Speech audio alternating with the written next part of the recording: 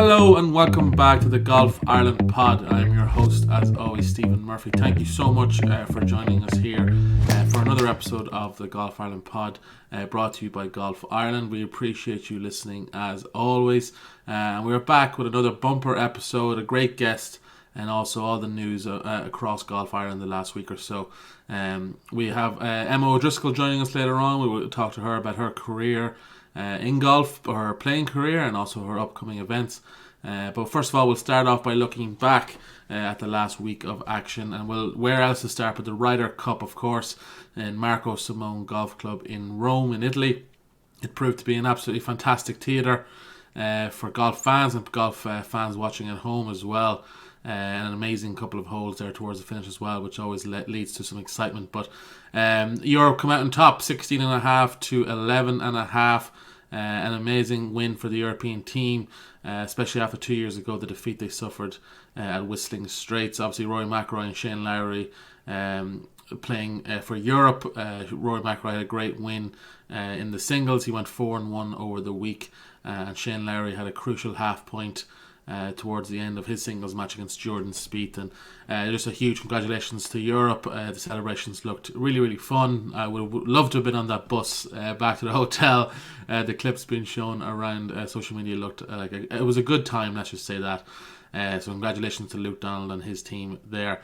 And also in the Junior Ryder Cup, we had, of course, Sean Keeling, who from Ireland, playing in the Junior Ryder Cup, and they were victorious. It was a first win for the European team in 12 years, which is a huge feat for the Europeans. And Sean himself won 2.5 out of his 4 points available, which was incredible golf from Sean, including an incredible comeback from 6 down through 9 holes with his match, in his foursomes match with Conor Graham. 6 down through 9 to come back and have that hole is just insane.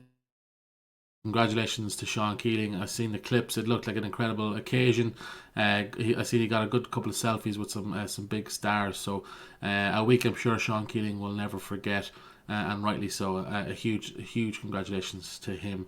And that sort of sums up the last week in Golf Ireland. We will now throw it over to my chat with Emma O'Driscoll. I'm now delighted to be joined by Emma O'Driscoll. Emma, thank you so much for taking time out of your busy schedule. How are you? I'm good, Stephen. Yeah, how are you doing? Not too bad. There's a bit of sun here actually in Galway, so I'm looking out, enjoying that when I would rather much be playing golf. But look at, aren't we all? Emma is client manager at JMC Sport, but obviously has played some golf herself at the highest level, and is playing this week at the Mid-Am at Port Salon, which we will get stuck into later on. I mispronounced it earlier on, made it much posher sounding than it was, so we can talk about that later on as well. But Emma, first of all, let's start with your day job, which is client manager at JMC Sport, as I mentioned. Talk to us a little bit about someone who isn't familiar with that role. Talk to us about your kind of day-to-day activities. Yeah, no worries, Stephen. So yeah, as you said, I work for a boutique sports agency called JMC Sport. It's owned by a French guy who's living in the States, and that's kind of where the company was initially set up. I'm with the company now probably 5+ years, and it all came about from actually just playing golf with the CEO of our company. So now we've got 9 players under management. It's quite a diverse. We've got 1 PGA Tour player in Eric Van Rooyen, and then we've got 8 other players, 6 of which are probably all DP World Tour players. And then we've got 2 to 3 that are on the cusp of, look, Mark Power obviously just turned pro. So Mark's one of our younger lads. He's obviously playing a couple of DP World Tour events, but he'll probably be Challenge Tour. And then we've got 2 other Challenge Tour players. So it's quite a diverse group of lads. Americans, like I mentioned, got 1 South African, 1 Swedish, 1 Danish, 1 Dutch, 1 Malaysian, 3 Irish. So yeah, it's been fun so far. Kind of how my day to day looks is always interesting. Some days are more fun than others. A lot of our job is helping around the guys, especially the younger players when they turn pro, and definitely some of the ones that we've started working with who are perhaps a little bit more advanced in their careers, still trying to help and map out what they need in their current team, whether that's a a specialized coach from a putting perspective. Perhaps it's introducing them to a sports psychologist, a nutritionist, a physio, whatever it really may be. It's about trying to identify those 1% and how the lads can get better. Obviously, a big part of our role is sponsorship, is going out and finding sponsorship for each of the guys, negotiating those deals, invitation, pushing for starts for the guys. And let's take Mark, for example, pushing for a start for Mark into Irish Open, into Dunhill, etc. Challenge tour invites for the guys when they turn pro and come out of, maybe it's if they're coming out of college or out of school or whatever it is, being able to actually give them some playing opportunities to kind of kickstart their career and jump on the ladder. And then obviously as well, a big part of our job, I suppose, is the day-to-day logistics for players. There's a lot that goes into being a professional golfer, and it's not often as sexy, I guess, as some people think it can be. There is a lot of travel involved. So flights, accommodation, rental cars, visas, etc. And all of that takes up quite a bit of time as well. So not every day is the same, but that kind of is a little bit of an insight into the role that we play as managers. Yeah, has it gotten? Again, I know I don't think you've been. How long have you been in the job, Emma? I'm with the company now 5+ years. 5%. Have you seen a change with younger guys coming through? Is there are lads getting or players getting better at knowing what the professional world is like, or are they still some guys coming through who are still very, very naive to it all? Maybe.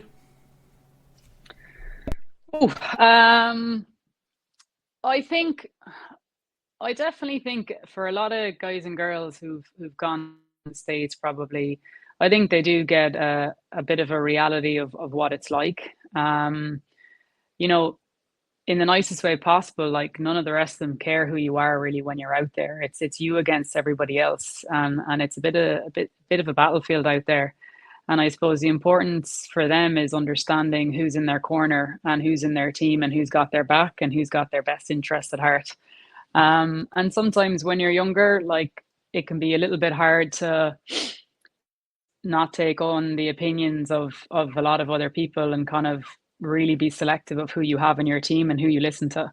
And I think as players mature, you definitely see their ability to kind of block out that noise and block out those extra opinions and really focus on what they're doing and sticking to the process. So I think it's probably just a bit of a maturity piece in general. And also, like, especially if you kind of break onto the scene and you go straight from college golf to the world tour, it's a lot to kind of take in. And like, there is a lot of probably pressure and expectation and everything else that you have on yourself. So, and there is a lot going on. And so I think that there is definitely a kind of a lead-in period to that where you have to get a little bit more comfortable and figure out what works best for you, whether it's, how to prepare for a tournament in a given week. And, does it suit you best to play 9 on a Monday or 18 on a Monday, 9 on a Tuesday, or what? There's lots of things that you have to figure out, and you only do that by being out there for a while.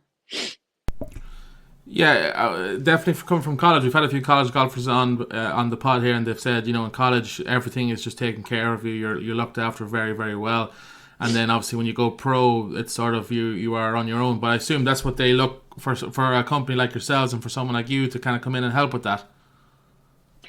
Yeah, and that's exactly it. Look, like, not everyone has managers either, Stephen. But I believe that the best players in the world have a good support system around them and have a good team around them. And I think if you want to be one of the best players in the world, you can't do it alone. And it's kind of, like I said at the beginning, it's having a good support team around you that that things are being taken care of off the golf course, which ideally allows you to go and play your best golf on the golf course.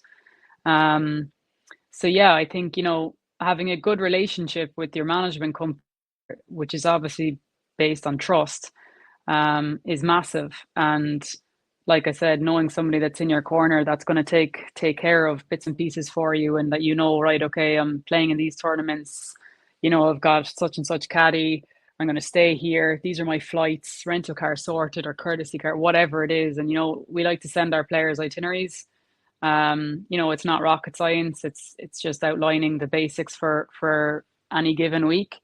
And I think that clears up a lot of issues for players. Some players like more information than others. Some like more things done than others. So that all comes down to as well, just tailoring it towards each player and what their actual requirements and needs are. And again, that just comes down to me to good communication really between the player and ourselves. You've played at a very high level yourself, and we'll get into that in a few minutes. But is it easier now for you to understand the players' needs and requirements having played to a certain level like that yourself, rather than someone who hasn't? Yeah, like honestly, yes, I do think so. I'm not going to sit here and say that I've played professional golf. I haven't, and so as much as I can say that I think I can understand and empathize quite a lot with the players and understand the needs and requirements for sure. I think perhaps the pressure you maybe feel at a high amateur level versus actually playing for your living is perhaps slightly different. And so probably would be wrong of me to say, like, I know exactly how they feel. But I definitely think having an understanding helps. And I think if you didn't love golf, I think you wouldn't last too long in my job, to be quite honest with you, because it is full time. You're never really off per se. Tournaments are played Thursday to Sunday, and there's lots of work that needs to be done Monday to Wednesday. And so, if a guy rings you on a Friday night or a Saturday night or a Sunday morning or whatever it may be, like, you've got to be on. And I don't think that's for everyone that they're actually able and willing to do that. So I think definitely having a love for golf definitely helps a lot, and having played at a decent enough level certainly helps. Yeah. We all think having our passion as our job would be incredibly fun, especially when it comes to golf. Is that the case with yourself? Is it amazing that you can say you work in something like that, your passion, or is it sometimes a bit tedious or maybe not as fun as we all think it might be? Yeah, look, I think if you asked anybody, they'd probably think my job is the coolest job in the world. I don't think most of my friends even understand what I work at the time, to be perfectly honest. Um, yeah, I mean, it's funny because now that I'm very much a part of the golf world and in it every day, the one thing I actually nearly miss nowadays is actually me being able to play. Um, so, I think it's like anything. When you look at something, yeah, I love it and I'm passionate about it, but at the end of the day, it's still work and it's still a job. So, you've got good days and you've got bad days, but the good days definitely outweigh the bad ones. Amazing, yeah, definitely. You travel a lot with this job. Is that tough? Again, traveling similar to working with your hobby. I think when we're growing up, we think traveling means exotic and flashy, but I'm sure that's not always the case as well. Is that a tough part of your job? Yeah, there is quite a lot of traveling, to be fair. And again, look, I think you can look at that in two ways, right? You can kind of look at that and go, oh, I'm always on the road, I'm always away from home, I'm always away from my loved ones, etc. Or you can look at it in the opportunistic way and kind of say, aren't I lucky to be doing that rather than sitting in an office all day, every day? And, for the most part, my office is a golf course, albeit I'm watching other people play. It's not so bad. But yeah, this week I'm flying out first thing in the morning to the Dunhill, and I'm flying back late on Wednesday night, and then travel up to Donegal on Thursday. Like, it's probably not ideal preparation for me going playing in a tournament where I essentially have to win to kind of do what I want to do. But um, I think all that just comes down to, managing your time and being efficient with your time. But yeah, look, I'd be lying if I said the traveling doesn't get you after a while. Like, I mean, I've done a lot of traveling this year and it's not over yet. I have a minimum of 3 to 4 tournaments after Dunhill this week.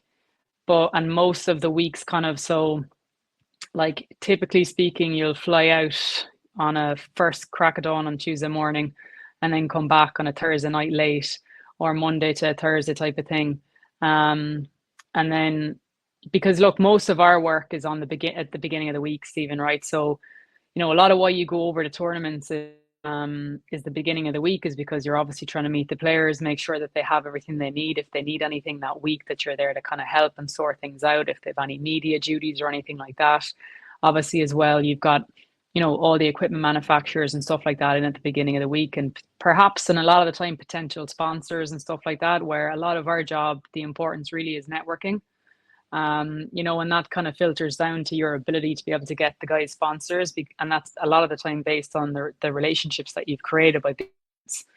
So a lot of our work is really done kind of, Monday to Wednesday, Tuesday to Thursday, and come Thursday, like, it's just golf. So I do watch a lot of the lads play, but it's definitely not a necessity. And it's definitely, like, there's no real need in a way. It's something I like doing because, at least if you're watching them and you're having a conversation with them at the end of it or whatnot, you can actually give a bit of a valid input because you've actually seen out there, versus just looking at a scorecard on the DP World Tour app or whatever it may be and making your own assumptions when, like, let's be honest, like, you've actually no idea of what's actually gone on out there. So at least you're able to, kind of look at it in kind of a better way, and I suppose as well act as somebody who can sometimes and perhaps give feedback to their coaches or whatever it may be, as to how the day has gone and kind of, what went wrong or what went right, and et cetera, et cetera.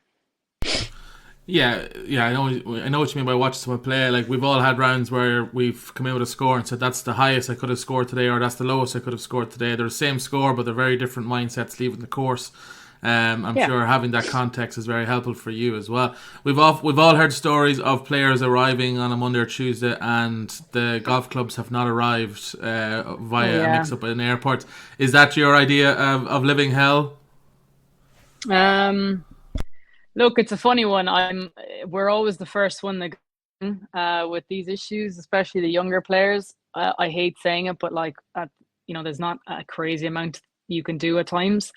The advantage, I would say, for the lads that are on the DP World Tour is that they've got a truck that they can visit that afternoon or that morning and go and get clubs made for them there and then. Of course, that's not the luxury that you have at Challenge Tour or Alps Tour or any of the kind of satellite tours, of course. But look, it's not ideal and it's stressful. There's no doubt about it.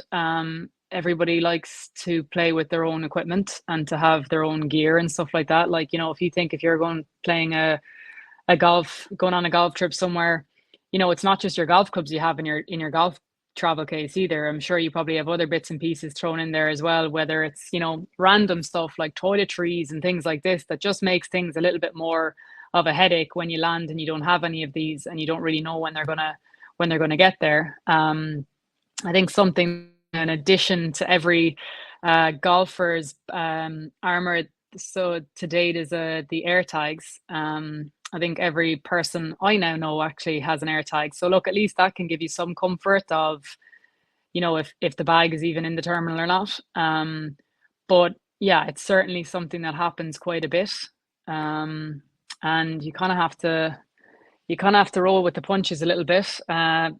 Pray to God they show up and make a plan B. Make up a plan B if they don't. Always kind of, I suppose, prepare for the worst. Yeah, putting your trust in the airlines, what's the worst that could happen? Let's talk about your playing career as well. It's clear from talking to you that you are very keen on playing as much as possible, and you've played for Ireland. So tell me about your passion for competitive golf, because it's clearly still burning bright. Yeah, look, I played on a good few months, stuff like that when I was younger. I played in a couple of Irish teams. I was very lucky to do so, and like, my golfing days back then were like the best days of my life, to be honest. I made some amazing friends. I'm now one of the oldies at the tender age of 31. So now I go to events and I'm like, geez, I don't know any of these kids, like, essentially. But yeah, like, I grew up playing golf. I'm an honorary member of Ballybunion, and I've just rejoined Cork Golf Club. I think that's official. But so yeah, look, I'm very passionate. I think it's only really come back, if I'm honest, in the last probably 2 or 3 years. Really, I kind of fell out of love with the game for a little while, and perhaps for all the wrong reasons. I kind of started playing a lot when I was, out of college and stuff to get on teams. And when you place so much importance on getting on a team and then you don't get selected, uh, I've learned now that, like, just go play for yourself and let the golf. And if you get on teams, great. And if you don't, you don't.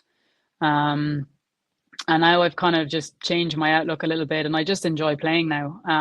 I really do enjoy playing, and I think my temperament on the golf course has gotten a little bit better, but I'm still as competitive as ever. I played golf recently with a couple of my best buds, Maria Dunn, Jill O'Leary, and Danielle McVeigh. And yeah, just safe to say that the competitiveness is very much still there amongst all of us. And look that way, but I I would love to.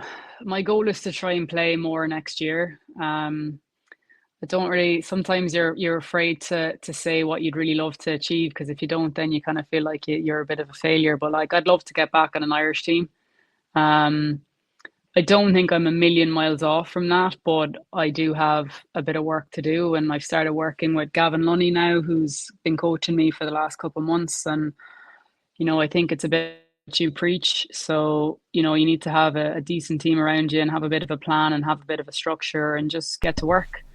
So that's the plan for next year, and trying to manage that and traveling and everything else. But yeah, I hope to definitely play a bit more and kind of get the hand back in. Well, speaking of playing, you're playing this week, as you already mentioned. You're playing in the Mid-Am at Port Salon, up in Donegal. First of all, talk to us a little bit about how your game is heading into this event. I hit balls this morning. I've actually just come back from holidays, so I hit balls this morning for the first time, and it was pretty decent. So I'm not going to lie, Stephen. My prep isn't where I'd like it to be. Like I said, I'm heading off in the morning to Scotland for the Dunhill for 2 days, but I kind of feel like if I don't put too much pressure on myself and go out and enjoy it, I'll think I'll play all right. It's a links golf course. I love links golf. It's what I've been kind of brought up on. So I'm looking forward to the challenge. And yeah, I think, look, golf is a game of mental toughness as well, and I think that's an area that I've probably just gotten a little bit better at over time, and just maturing and getting a bit older and realizing golf isn't everything either. I think I'm really looking forward to the week, to be honest. Not so much the drive up there, but I'm looking forward to the golf and looking forward to the company. Like I said, I'm playing with Aileen Walsh and I'm playing with Julie O'Gara. And Julie and I used to be good pals when we were younger, and we used to play a good bit of golf. And her dad and my dad were good pals. So I'm looking forward to reconnecting with Julie and having a bit of crack on the golf course. You mentioned it's a links course as well. Do you have a certain strategy for playing links? Obviously, you're very fond of it, but I don't. Have you played this course before? No, I've never played it before. My mum's side of the family actually have a house up there, so we're going to stay there. And I have a good friend of mine who's a member, so I might get a bit of knowledge off him. But no strategy. I'm going to play on Thursday, play a practice round, and just get a little bit of a feel for the course. I think when it comes to links golf, really, the weather plays a massive part. So I think it'll be around the greens really are always the main thing with links golf, and depending on, I'd assume probably it's going to be quite hard. So you're going to be coming in with low shots and things like that. Managing your way around it. I'll figure it out on Thursday, make a bit of a plan and try and execute that on Friday, Saturday, and hopefully I'm still there on Sunday. You mentioned winning is important to you this week, and you've already mentioned about kind of speaking stuff into existence there with representing Irish teams before. Is the plan obviously heading in and the expectation to try to come out on Sunday as the winner?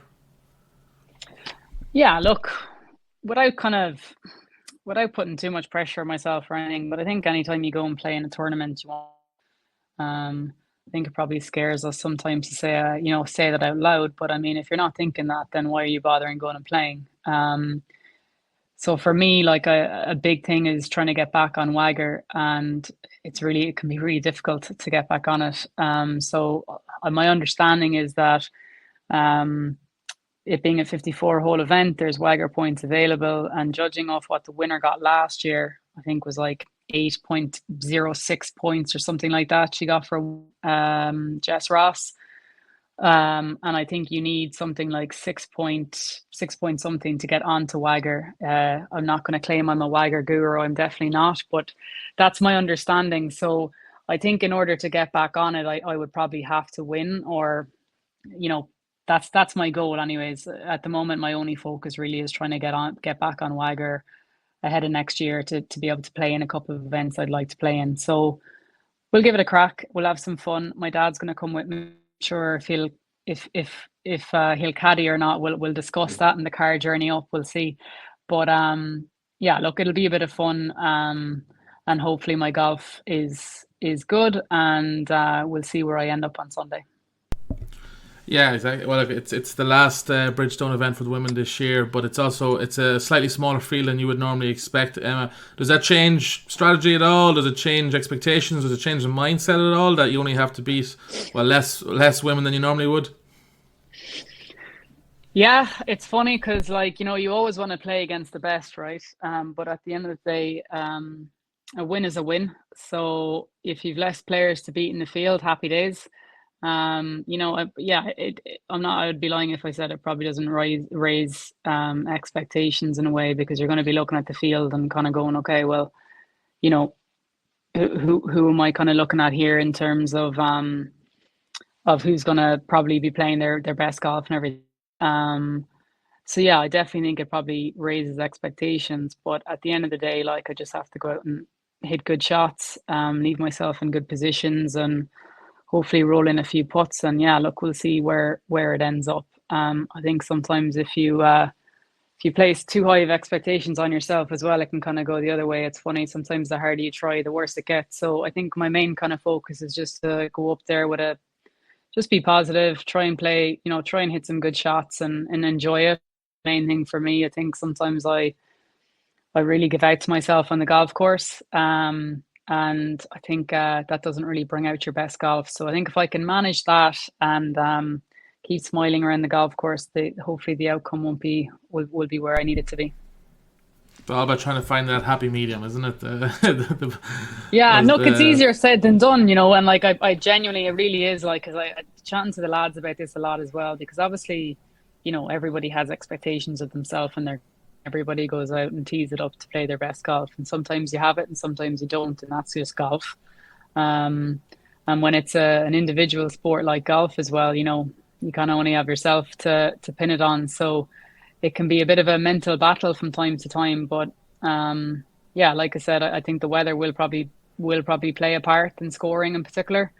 Links golf, if it gets windy and it's raining, it can be a little bit difficult. But yeah, look, we'll take what we're given, and there's worse things we could be doing on a Friday, Saturday, Sunday than playing golf. So I think that's something as well to keep in mind. Absolutely, that's the right attitude, Emma. That's going to lead to victory, I'm sure. Emma, thank you so much for giving your time up. No we worries. really do appreciate it, and best of luck this weekend from everyone here at Golf Ireland. Thanks very much, Stephen. I appreciate it. Have a good day. Thank you again to Emma ODriscoll for joining me here on the Golf Ireland pod. A fascinating discussion with Emma there as well. So best of luck to her this weekend. But let's look ahead to the upcoming events. Actually kicking off today at Headford Golf Club, we have the All-Ireland Women's Silver and Bronze Medal Finals, which are, as I said, taking place now. So keep an eye on social media for updates of the scoring there. And then also, as mentioned with Emma, on the 6th to the 8th of October, so kicking off this Friday at Portsalon Golf Club, we have the Irish Mid-Amateur Championship for both the men and the women, and you can keep up to date with that also on all social media for Golf Ireland as well. Best of luck to everyone taking part in both those events. We also have some team news. So the teams have been announced for the Kerry Cup. This year's match, which takes place between the 19th and the 20th of October, will see Ireland make the trip to Winged Foot in New York to take on the Metropolitan Golf Association. The teams have been announced. So AIG Irish men's close champion Rob Moran is in the men's selection alongside the player he beat in that playoff, Quinton Carew. Mark Boucher, Jack Hearn, Darcy Hogg and Jack McDonald also make the men's team. And then the women's team, the current women's Bridgestone Order of Merit leader Emma Fleming will also travel with Kate Lanigan, Mairead Martin, Aidan Walsh, and that completes the women's teams. So best of luck to everyone there for the Kerry Cup. And then also the Irish under-16 boys and girls team to face England at Carton House on the 7th and 8th of October have been named as well. This contest will include foursomes, four balls and single matches on 2 days of play. And the teams are as follows. In the boys we have John Doyle, Finlay Eager, Adam Fahey, Evan Monaghan, Gordon Sillett and Charlie Smith. And in the girls we have Molly Campbell, Olivia Costello, Kate Dillon, Hannah Lee McNamara, Gemma McMeekin and Niamh O'Grady. And they are the teams for the under-16s match against England. So best luck again to all competitors there in the Kerry Cup and in the under-16 matches. We'll be, as always, back next week to recap all of that action for you. We appreciate you listening, as always. Appreciate Emma O'Driscoll coming on. And we will see you all next week.